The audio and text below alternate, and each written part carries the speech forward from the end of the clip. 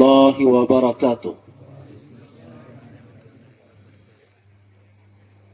اللہ کی فضل اور اللہ کی عنایت سے ان ایمانی مجالس میں انسان شامل ہوتا ہے، اس لیے بغیر شور کے مختصر سے وقت میں ہم مختصر سی گفتگو سنیں گے اور نیت یہ ہوگی کہ ہم عمل کریں گے انشاءاللہ، اس مجلس سے عمل کر کے اٹھیں گے انشاءاللہ۔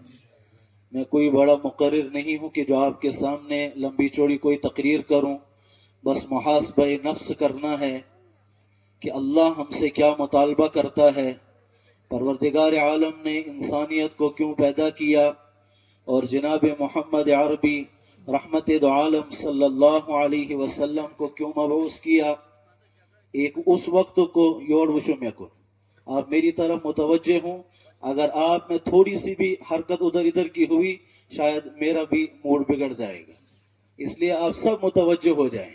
ہم جب گھروں کو چھوڑ کر آئے ہیں کچھ تو یہاں نصیب ہو، اللہ کی رحمتیں ہمیں گھیرے ہوئے ہیں، اللہ کے فرشتے ان مجالس کو گھیرے ہوئے ہیں، کچھ تو اللہ کا قرآن سنتے وقت ہم ادب کا لحاظ رکھیں، اللہ کا قرآن سنتے وقت ہم اللہ کے قرآن کا لحاظ رکھیں، کیونکہ سنانے والا میں ایک نالائق سا بندہ ہوں، لیکن جو باتیں میں آپ کے سامنے کروں گا وہ رحمت دو عالم صلی اللہ علیہ وسلم کے اقوال ہوں گے، پروردگار عالم کے قرآن کریم کی آیات ہوں گی، اس لیے ہم متوجہ ہو کر سنیں۔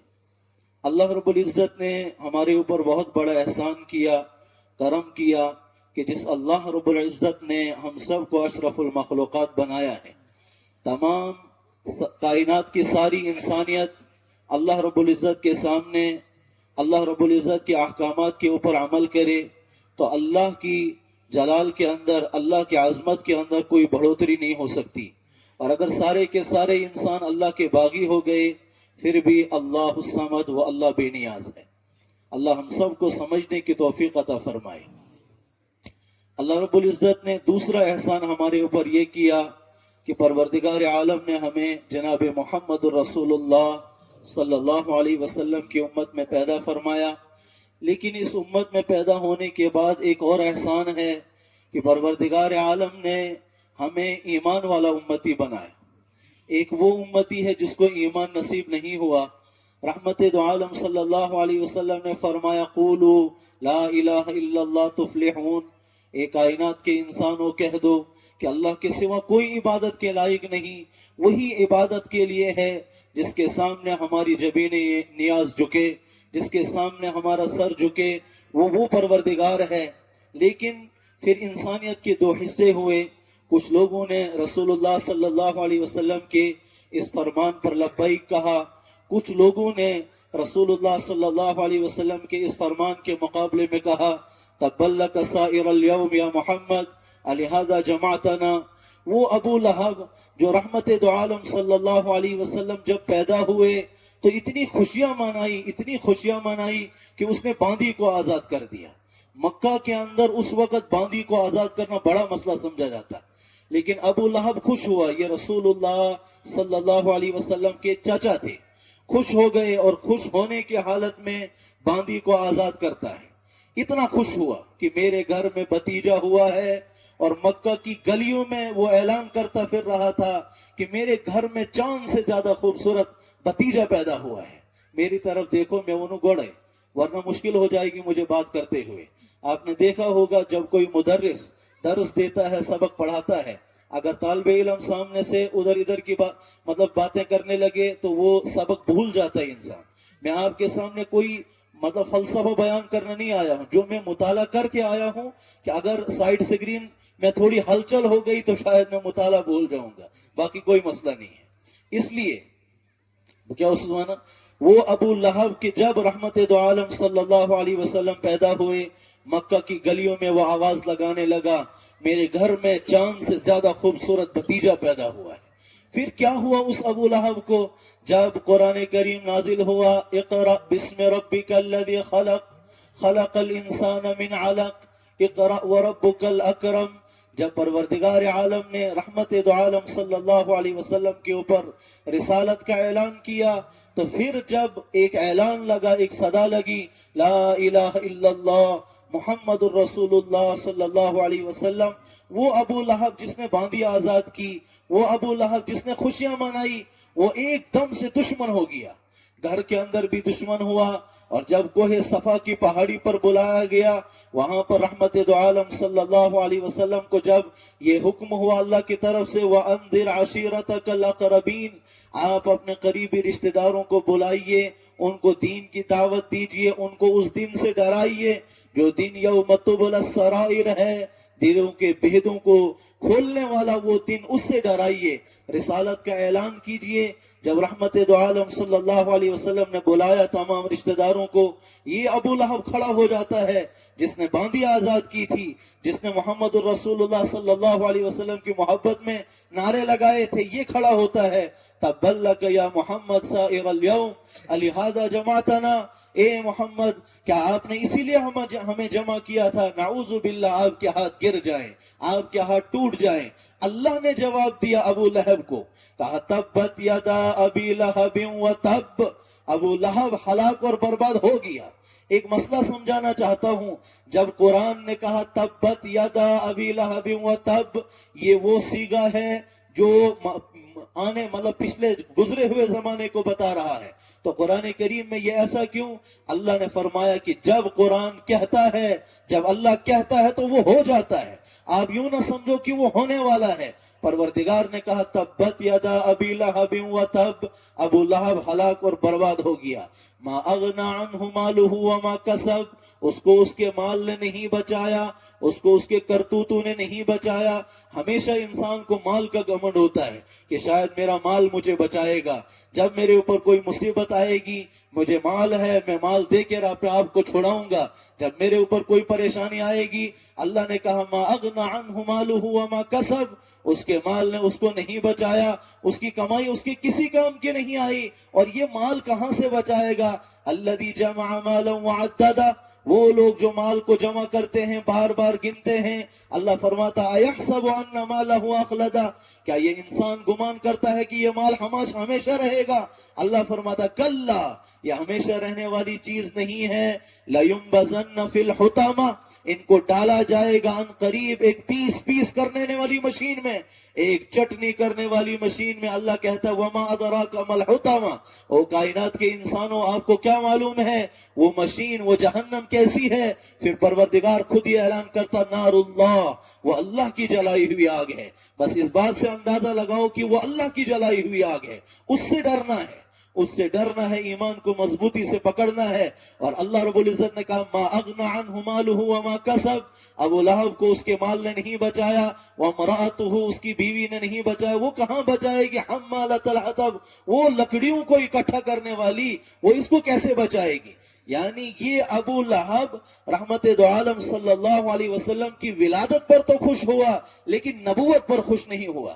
آج کل بھی ایسا ہی ہو رہا ہے. جب رحمت دو عالم صلی اللہ علیہ وسلم کے ولادت کے ایام آتے ہیں تو ہم بڑے زور و شور سے نعرے بازی کرتے ہیں، لیکن جب نبی کی نبوت کو اپنانے کی باری ہوتی ہے اس وقت ہمارے پیر لڑکھڑا جاتے ہیں.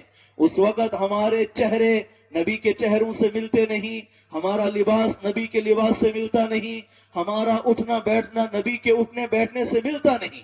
یہ بات سمجھو کہ جب نبی پیدا ہوئے، جب ولادت ہوئی، کفار مکہ نے خوشیاں منائی نہیں منائی؟ تو ہی تو کفار مکہ نے خوشیاں منائی. جب حجر اسود کو حجر اسود کو نصب کرنے کی باری آئی، حجر اسود نصب کرنے کی باری آئی، آپس میں لڑنے لگے، جھگڑنے لگے. ان کا جھگڑا دیکھ کر کسی نے کہا کہ جھگڑتے کیوں ہو، کوئی ایسا فیصلہ کرو، کسی کو فاصل بناؤ، کسی کو عادل بناؤ، جو فیصلہ کرے گا اس کی بات سنی جائے گی. چاہے ٹھیک ہے، جو فیصلہ کرے گا اس کے سنیں گے، لیکن فیصلہ کون کرے گا؟ کہا جو صبح مکہ میں سب سے پہلے داخل ہوگا وہ فیصلہ کرے گا. اور سب سے پہلے صبح مکہ میں داخل ہونے والے میرے اور آپ کے محبوب جناب محمد الرسول اللہ صلی اللہ علیہ وسلم. جب لوگوں نے دیکھا کہ نبی پہلے مکہ میں داخل ہوئے ہیں، اس وقت نبوت کا اعلان نہیں ہوا تھا، اور پھر کچھ لوگ کھڑے ہو گئے، کہنے لگے اگر محمد پہلے مکہ میں داخل بھی نہ ہوا ہوتا واللہ تب بھی محمد ہی اس فیصلے کو نبھانے کا حامل تھا. تب بھی ہم سمجھتے تھے کہ مکہ کے اندر صادق اور امین جو ذات ہے وہ محمد الرسول اللہ صلی اللہ علیہ وسلم کی ذات. اگر یہ مکہ میں صبح داخل بھی نہ ہوتے تب بھی ہم انہی کا فیصلہ مانتے. یعنی اس قدر مکہ والے لوگ ان سے محبت کرتے.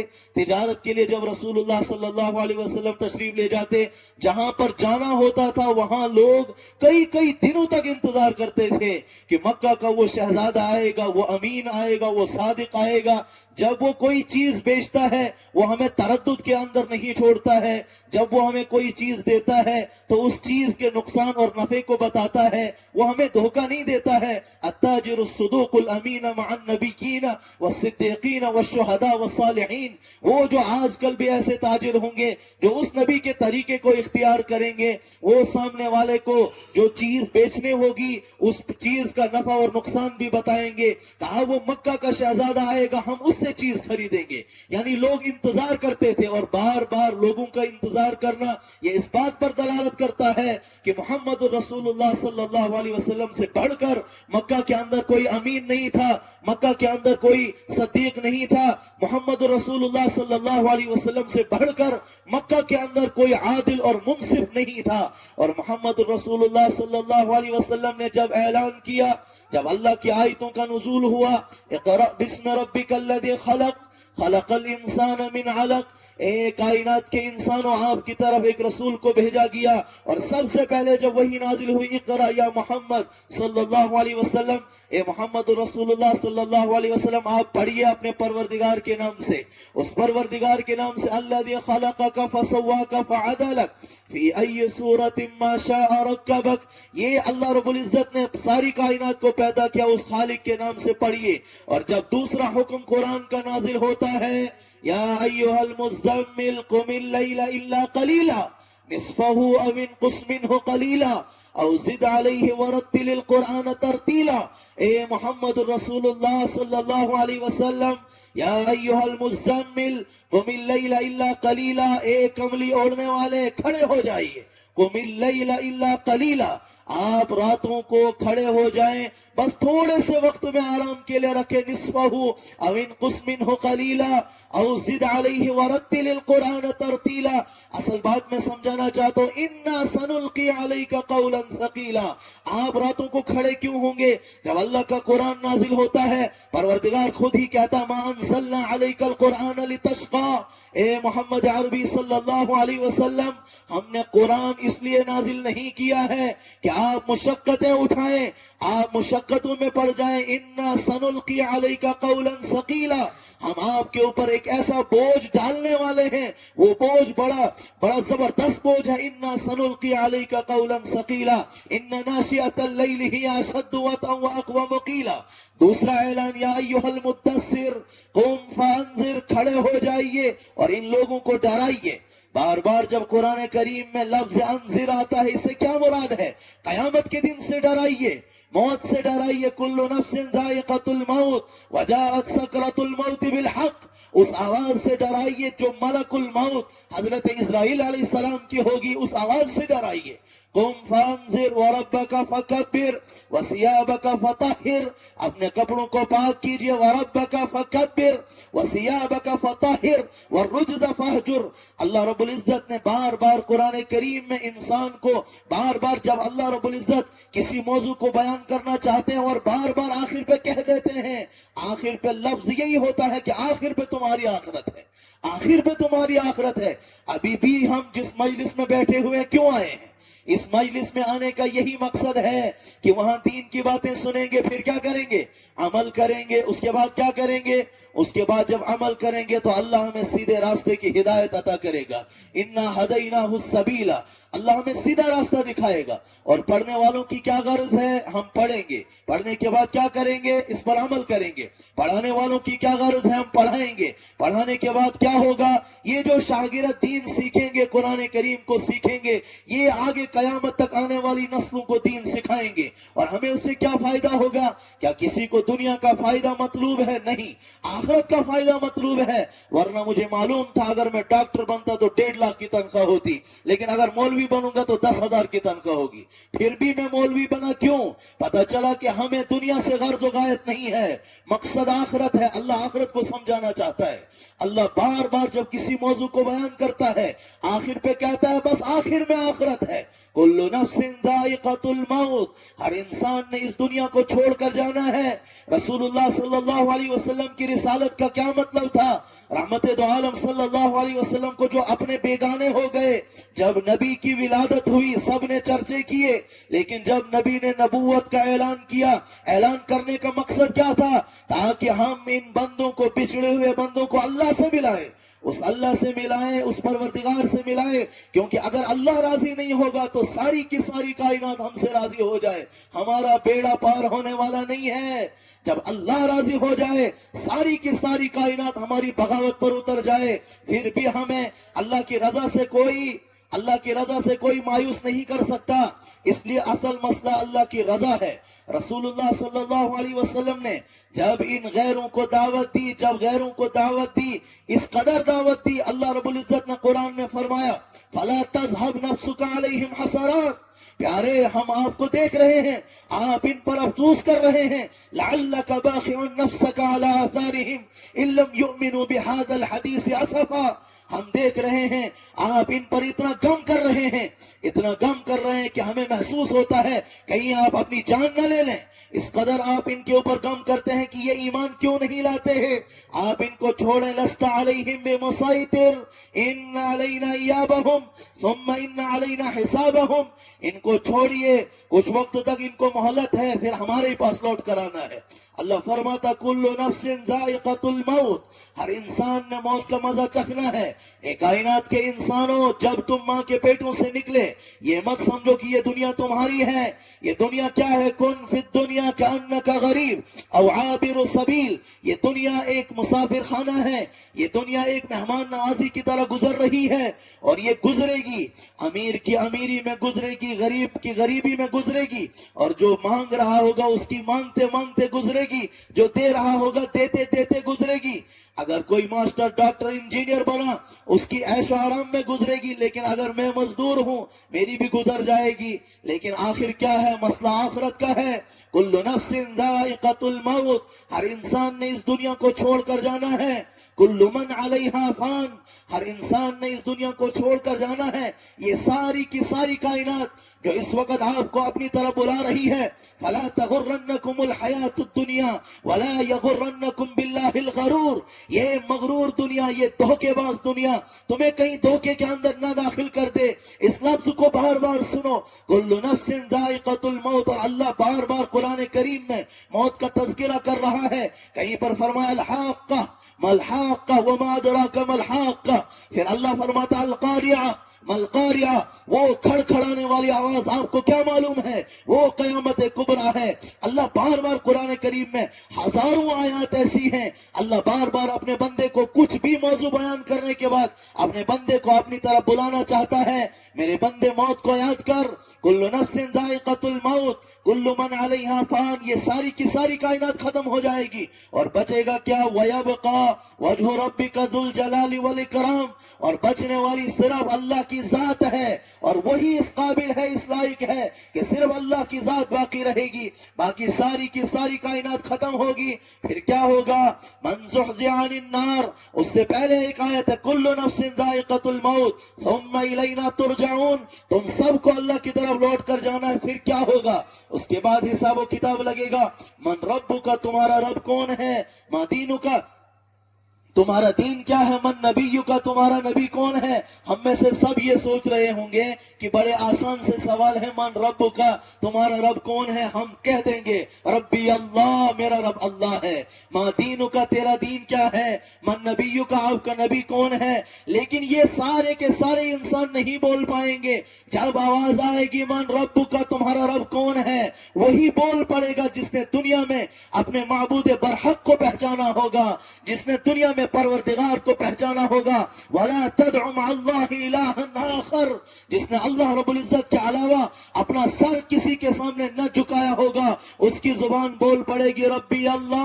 और दूसरा सवाल होगा मा दीनु का, तुम्हारा दीन क्या है। जिसने दीन को अपनाया होगा, जिसने दीन के ऊपर अमल किया होगा, दीन को अपनाने और अमल करने का क्या मतलब है। ए कायनात के इंसानों, या अय्युहल्लज़ीना आमनू ला तत्तखिदुल यहूदा वन नसारा।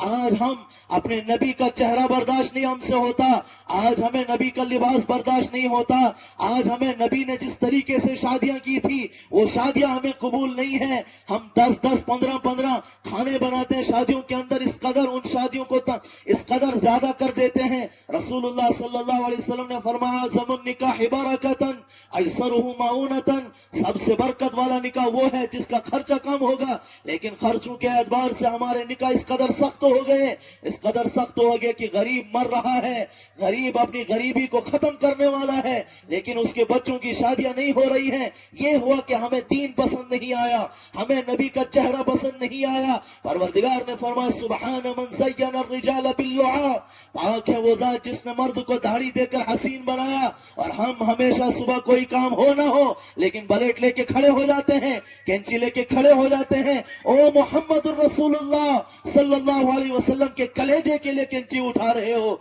ये इस दाढ़ी में रसूलुल्लाह सल्लल्लाहु अलैहि वसल्लम ने फरमाया हुस्न है।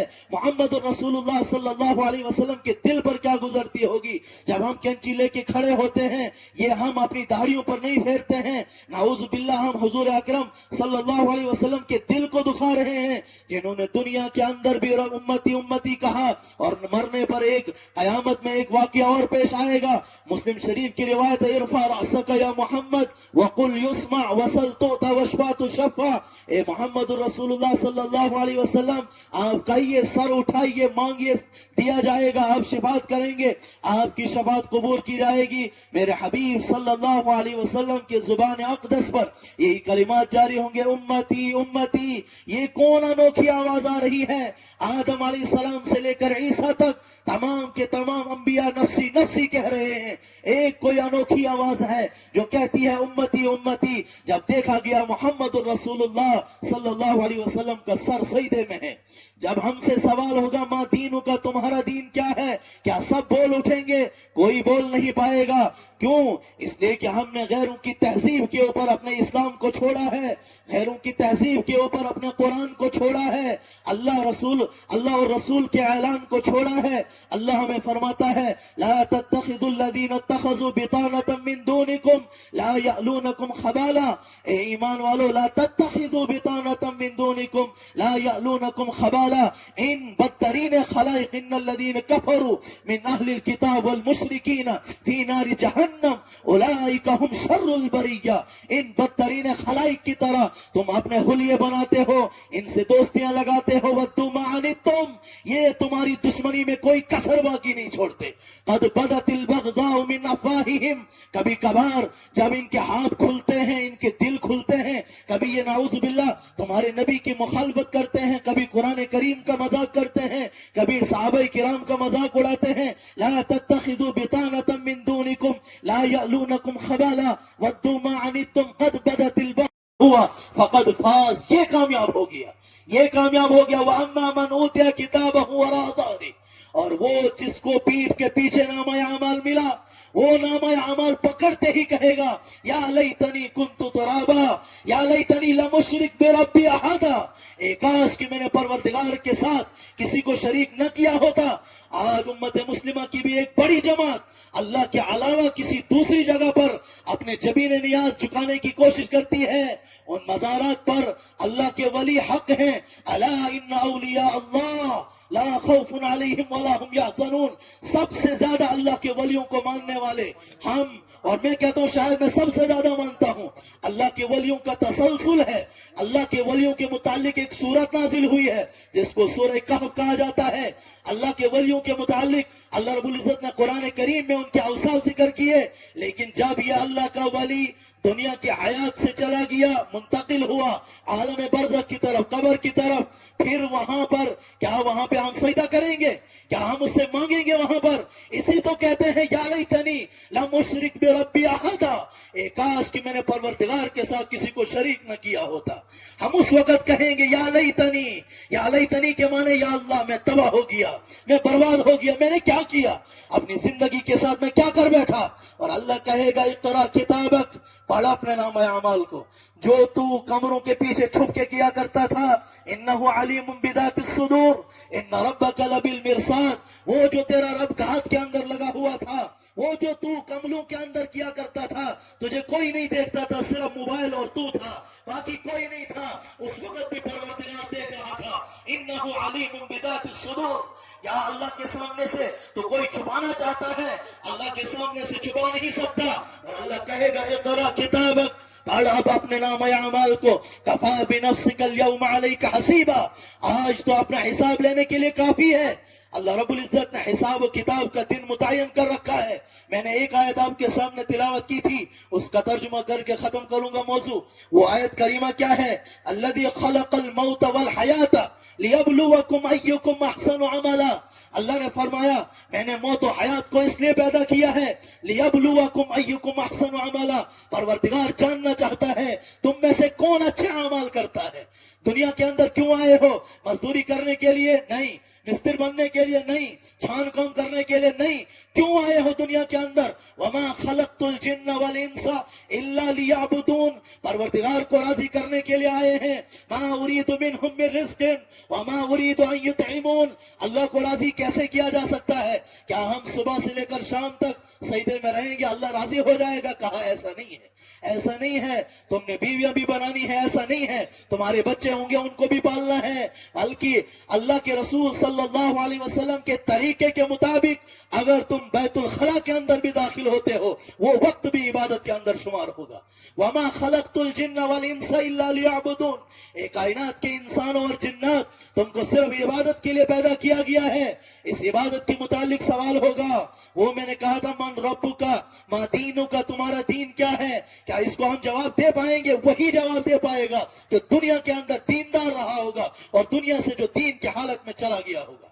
دنیا سے جو دین لے کر چلا گیا ہوگا اس کے اوپر دین کے متعلق فیصلے ہوں گے. اور تیسرا سوال یہ ہوگا من نبیک ما تقول فی ھذا الرجل, اس شخصیت کے بارے میں کیا کہتے ہو جو تمہاری طرف مبعوث کیا گیا تھا, جس کے اوپر اللہ درود بھیج رہا ہے. ان اللہ وملائکتہ یصلون علی النبی یا ایھا الذین آمنوا صلوا علیہ وسلموا تسلیما, جس کے اوپر پروردگار درود بھیجتا ہے. کائنات کے انسانوں تم بھی درود بھیجو. اس ہستی کے بارے میں کیا کہتے ہو؟ کیا دنیا کے اندر اس کی سنتوں کو زندہ کیا تھا؟ کیا دنیا کے اندر محمد عربی کی زندگی سے محبت تھی یا اس سے عداوت تھی, یا نقلی دعوے داری تھی, یا نقلی نعرے بازی تھی؟ کیا دین تمہاری زندگیوں کے اندر تھا؟ جس دین کو جب محمد الرسول اللہ صلی اللہ علیہ وسلم نے پیش کیا تو اپنے بیگانے ہوئے.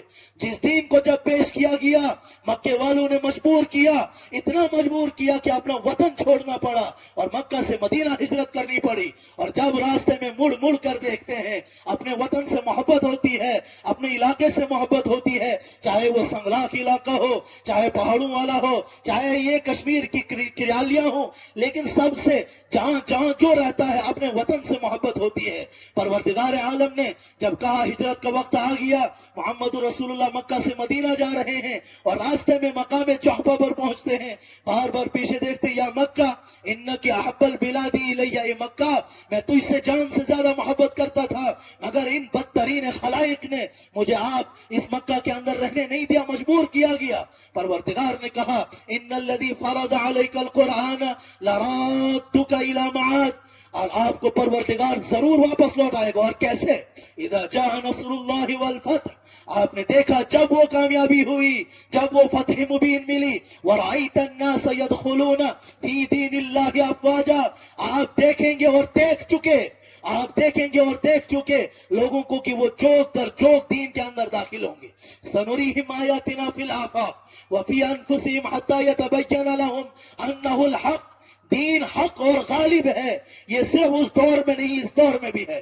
اس دور میں بھی آپ کو وہ لوگ ملیں گے, اس دور کے اندر بھی وہ لوگ ملیں گے جو صحابہ کرام کے طرز عمل کو, ان کے مشن کو چلا رہے ہیں, دین کو لوگوں کو سمجھا رہے ہیں اور دین پر عمل کر رہے ہیں. دین کی دعوت پہنچا رہے ہیں. وہ صحابہ کرام کا ایک قافلہ گزر رہا تھا. حضرت مہاجر مکی رحمت اللہ علیہ نے کہا میرا ذہن یہ مانتا ہے ان قافلوں کو جب وہ روحوں کا قافلہ گزر رہا تھا میرا ذہن یہ کہتا ہے ان روحوں کو آدھوں کو روکا گیا, کہا کہ آدھے اس وقت داخل ہو جاؤ دنیا میں اور آدھے رکو. وہ 14 صدی کے بعد جب ایمانی حالت تذبذب میں ہوگی, جب دنیا کے اندر ایمان والے دوسرے نمبر پر ہوں گے, پھر بھی ان کے دلوں پر وحشت قائم ہوگی, پھر ان کی آنکھیں غمگین ہوں گی. وجوہ یومئذ ناظرہ, وہ جو کیفیت عالم آخرت میں ہونے والی ہے آج امت مسلمہ کی دنیا کے اندر کیفیت ہو چکی ہے. وجوہ یومئذ ناظرہ ووجوہ یومئذ باصرہ, وہ کیفیت آج دنیا میں مل رہی ہے. مایوسی ہے کہ اللہ کے دین سے مایوس ہوا جاتا ہے, کہا نہیں اللہ سے مایوس مت ہو. لا تقنطوا من رحمت اللہ, اللہ کی رحمت بڑی وسیع ہے, مایوس کیوں ہوتے ہو, اللہ تمہیں بلند کرے گا. وانتم الاعلون ان کنتم مؤمنین, تمہاری عزتیں ہوں گی, اللہ تمہیں عزتوں سے نوازے گا مگر بشرطے کہ تم مومن ہو. کیا ہم وہی مومن تو نہیں ہیں, وہی مومن تو نہیں ہے. ہاں انتم لا تحبونہم ولا یحبونکم, ہم نے ان بدترین خلائق کی طرح اپنے نبی, ان بدترین خلائق کی طرح اپنے حلیے کو بنایا اور نبی کے لباس کو چھوڑ دیا. نوجوانوں جب تم زمین کے اوپر چلو تو یہ زمین تمہارے چلنے سے رشک کھائے کہ میرے اوپر ایک مرد مومن چل رہا ہے. کیا بنایا ہم نے اپنے اندرون کو ایسا, کیا وہ ظلم و ستم ختم ہوا؟ آخرت میں سوال ہوگا, آخرت میں سوال ہوگا, اور جب ہم ان سوالات سے نکلیں گے پھر جا کے کامیابی ملے گی. اس سے پہلے کامیابی نہیں ہے, دنیا کے اندر کامیابی نہیں ہے. دنیا کے اندر جس طریقے سے جی رہے ہو جیو, لیکن اللہ کو راضی کر لو. اللہ کو راضی کیسے کیا جاتا ہے؟ 5 وقت کی نماز پڑھ کر, روزہ رکھ کے, نوافل ادا کر کے, زکوٰۃ و صدقات دے کے. کہا یہ بھی اللہ, اس سے یہ تو فرائض ہے, ان کو پورا کرنا ہے. لیکن اپنے ایمان والے کو اپنے ہاتھوں سے بچاؤ, اپنی زبان سے بچاؤ. آپ اپنی زبان کو ایسے استعمال نہ کرنا کہ سامنے والے ایمان والے کے دل کو ٹھیس پہنچے. اور صرف ایمان والے کو نہیں کہا گیا, پروردگار عالم نے قرآن میں فرمایا صرف ایمان والے کی زبان اور ہاتھ سے ایمان والا محفوظ رہے, اسی پر بس نہیں ہے, کائنات کی ساری انسانیت محفوظ رہے. وَلَا تَسُبُّوا الَّذِينَ يَدْعُونَ مِن دُونِ اللَّهِ فَيَسُبُّوا اللَّهَ عَدْوًا بِغَيْرِ عِلْمٍ. اور آپ کی حالت تو یہ ہے کہ آپ جو یہ دوسری مخلوق ہے, جو یہ ایمان کے علاوہ دوسرے لوگ ہیں, یہ جن چیزوں کی عبادت کرتے ہیں, کوئی سورج کی عبادت کر رہا ہے, کوئی بتوں کی عبادت کر رہا, آپ ان کو بھی گالی نہیں دے سکتے. وَلَا تَسُبُّوا الَّذِينَ يَدْعُونَ, ان کو گالیاں نہیں دے سکتے. يَدْعُونَ, جن کو یہ پکارتے ہیں, مِن دُونِ اللَّهِ, اللہ کے علاوہ, کیوں نہیں گالیاں دے سکتے؟ اس کی وجہ یہ ہے وَلَا تَسُبُّوا الَّذِينَ يَدْعُونَ مِن دُونِ اللَّهِ فَيَسُبُّوا اللَّهَ عَدْوًا بِغَيْرِ عِلْمٍ. کہیں یہ پلٹ کر تمہارے اور اپنے اللہ کو گالی نہ دیں. جب تم ان کے معبودوں کو گالیاں دو گے, یہ تمہارے معبودوں کو گالیاں دیں گے. ہماری زبان سے صرف مسلمان محفوظ نہ رہے, بلکہ اسلام تو یہ ہے, امن کا مذہب ہے. اسلام امن کا درس دیتا ہے, اسلام محبت و عقیدت کا درس دیتا ہے. صرف مسلمان ہم سے محفوظ نہ رہے, بلکہ غیر مسلم بھی محفوظ رہے, بلکہ اس دنیا کی ساری کائنات ہم سے محفوظ رہے, چرند و پرند ہم سے محفوظ رہے. بنی اسرائیل بہت ساری روایتیں ہیں, اکثر میں ان کا تذکرہ نہیں کرتا, لیکن کرنا پڑا. بنی اسرائیل میں سے بہت ساروں کے واقعات ہیں. ایک معمولی بلی کو دودھ پلانے کی وجہ سے مغفرت ہو گئی. جب ایک معمولی سی ادنا سی مخلوق پر انصاف کرنے سے, محبت کرنے سے اللہ رب العزت نے ایمان دے دیا, کیا پھر دنیا کے اندر جو اشرف المخلوقات ہیں, چاہے مسلمان ہو غیر مسلم ہو, تمام کے اوپر انصاف قائم کرو. اور جب انصاف قائم ہوگا پھر جا کے کامیابی ہوگی. اللہ ہم سب کو کہنے سننے سے زیادہ عمل کرنے کی توفیق عطا فرمائے. بھائی دنیا مسئلہ نہیں ہے, مسئلہ آخرت ہے. واللہ میں خود ڈرتا ہوں, کبھی کبھار رونے کی کیفیت بنتی ہے, دل سخت ہو چکے ہیں, رویا نہیں جاتا ہے. مطلب جوانی بھی ہے, شاید رونا اس وقت رویا نہیں جاتا ہے, دل سخت ہو گئے ہیں. پتہ نہیں کیوں سخت ہوئے, مگر انسان جب تنہائی کے اندر مذاکرہ کرے گا نا, کبھی کبھار بستر کے اندر کمل میں جا کے اپنی آنکھوں کو بند کرنا اور دیکھنا کہ ہم کن اعمال کی طرف جا رہے ہیں, ہم نے اللہ کو کتنا ناراض کیا ہوا ہے, ہم اللہ سے کتنے دور چلے گئے ہیں, قرآن کریم اور نبی کی سیرت سے کتنے دور چلے گئے ہیں. کیا محمد رسول اللہ صلی اللہ علیہ وسلم نے ہمیں یہی کرنے کے لیے دنیا کے اندر چھوڑا؟ کیا یہی کرنے کے لیے نہیں؟ اِنَّا سَنُلْقِي عَلَيْكَ قَوْلًا ثَقِيلًا، جو نبوت کا بوجھ محمد رسول اللہ صلی اللہ علیہ وسلم کے کندھے پر تھا، وہ نبوت کا بوجھ آج امت مسلمہ کے ہر فرد کے کندھے پر ہے۔ آج سب کے سب کو نبوت والا کام کرنا ہے۔ وہ کیسے کریں گے؟ کوئی دوسرا نبی آئے گا؟ کبھی نہیں۔ لا نبی بعدی، محمد رسول اللہ صلی اللہ علیہ وسلم آخری نبی ہیں۔ اس کے بعد جو نبوت کا اعلان کرے گا کذاب ہے، مردود ہے، جاہل ہے۔ یعنی نبی کے بعد کوئی نبی نہیں آئے گا محمد رسول اللہ صلی اللہ علیہ وسلم کے اوپر۔ جب نبوت کا دروازہ بند ہوا تو کائنات کو اللہ سے ملانے کا کام کون کرے گا؟ اللہ نے فرمایا کنتم خیر امت اخرجت للناس تأمرون بالمعروف وتنہون عن المنکر، کائنات کے مسلمانوں تم نے یہ کام کرنا ہے، تم اب نبوت والا کام کرو گے۔ بدلے میں کیا ملے گا؟ جب تم نبوت والا کام کرو گے بدلے میں تمہیں نبوت والی زندگی ملے گی، اور پھر نبوت والی آخرت ملے گی۔ نبوت والی زندگی سے کیا مراد ہے؟ کہ نبی کو تکلیفیں پہنچی تمہیں بھی پہنچے گی۔ احسب الناس ان یترکوا ان یقولوا آمنا وهم لا یفتنون، کیا تمہیں آزمایا نہیں جائے گا؟ ہاں آزمایا جائے گا، کیونکہ تم نے نبی کے دین پر قربانیاں دی ہیں۔ اللہ تمہارے اوپر جنت کو واجب کر دے گا۔ پھر کون سی جنت ملے گی؟ قل هل ننبئکم بالاخسرین اعمالا، وہ جو اعمال کے اعتبار سے خسارے میں ہیں۔ وہ کون لوگ خسارے میں ہیں؟ الذین ضل سعیہم فی الحیات الدنیا، جو دنیاوی زندگی کے اندر کوششیں کرتے رہے مگر وہ دنیا کی زندگی یہی رہی۔ اور آگے ایک آیت ہے ان الذین آمنوا وعملوا الصالحات کانت لهم جنات الفردوس نزلا، جنہوں نے ایمان قبول کے اعمال صالحہ کیے، جنہوں نے دنیا کے اندر ایمان پر زندگی گزاری، ان کے لیے جنت الفردوس ہے، خالدین فیہا ابدا، وہ ہمیشہ ہمیشہ اس کے اندر رہیں گے، لا یبغون عنہا حولا، وہ اس سے کہیں جانا نہیں چاہیں گے۔ کوشش پیٹ ون وہ اس سے کہیں جانا نہیں چاہیں۔ اتنی محبت ہو جائے گی جنت سے۔ وقت کم ہے، اب آخرت کا جب تذکرہ چھڑ گیا تھا تھوڑا سا جنت کا سن لیتے کہ اللہ رب العزت کیسی جنت دے گا۔ ایک روایت بیان کرتا ہوں، ما لا عین رأت، جو ہماری آنکھوں نے نہیں دیکھی، ولا اذن سمعت، ہمارے کانوں نے نہیں سنی، ولا خطر علی قلب بشر، کسی بشر کے دل پر وہم و گمان بھی نہیں گزرا، ایسی جنت ہے۔ اللہ کیسی جنت ہے! وَلِمَنْ خَافَ مَقَامَ رَبِّهِ جَنَّتَانِ، سورہ رحمان کو پڑھو، اس کا ترجمہ اور اس کی تفسیر پڑھو، دیکھو جنت کیسی ہے۔ اللہ ہمیں جنت کی محبت عطا فرمائے، اللہ ہمیں جہنم سے عداوت عطا فرمائے۔ جب جنت سے محبت ہوگی، جہنم سے عداوت ہوگی، تب جا کر جنتی کام ہوں گے دنیا میں، تب جا کر جہنمی کاموں سے ہم بچیں گے۔ اور ہمارا دل بڑا مفتی ہے، ینتبہون اشن پائی کہ کون اچھا عمل کرتا ہے کون برے عمل کرتا نہیں۔ اللہ کہتا ہے تو اللہ کے رسول نے فرمایا کہ آپ کا دل مفتی ہے، دل سے فتویٰ لو، دل سے پوچھو۔ جب ہم اعمال کرتے ہیں اگر برا ہے ہمارا دل پہلے ہی کہہ دیتا آپ تھترا چلا گئے، ہمارا دل پہلے ہی کہتا یہ کام غلط ہے۔ جب کوئی اچھا عمل کرتے ہیں ہمارا دل خوش ہوتا ہے۔ غریبوں کی مدد کر کے دیکھو، ایک ٹھنڈک دل کو ملتی ہے۔ اللہ کا ذکر کر کے دیکھو، الا بذکر اللہ تطمئن القلوب، اللہ کا ذکر کرنے سے دلوں کو ٹھنڈک ملتی ہے۔ امت مسلمہ کے نوجوانوں، کیوں تم کہتے ہو کہ ڈپریشن کے شکار ہوگے؟ اللہ کی رسی کو تو مضبوطی سے پکڑو۔ جب انسان سجدہ کرتا ہے، سجدے میں جو مزہ آتا ہے وہ دنیا کی کسی مٹھائی کے اندر نہیں ہے، وہ دنیا کے کسی گوشت کے اندر نہیں ہے جو مزہ سجدے میں آتا ہے۔ لیکن تنہائی میں یہ سجدے کر کے تو دیکھ لو، اللہ کو تنہائی میں پکار کر کے تو دیکھو، صبح رات کی تہائی وقت میں اللہ سے باتیں کر کے تو دیکھو۔ اگر مزہ نہ آئے میری باتیں مجھے واپس کر دینا۔ اللہ ہم سب کو عمل کرنے کی توفیق عطا فرمائے۔ وقت کم تھا اس لیے میں اپنا موضوع مکمل نہ کر سکا، انشاءاللہ پھر کبھی۔ السلام علیکم۔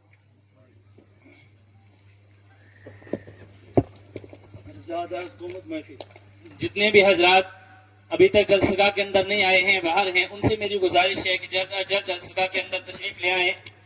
مہمان خصوصی سٹیج پر پہنچ چکے ہیں، انشاءاللہ اب ان کا ہی بیان ہوگا، اس لیے تمام حضرات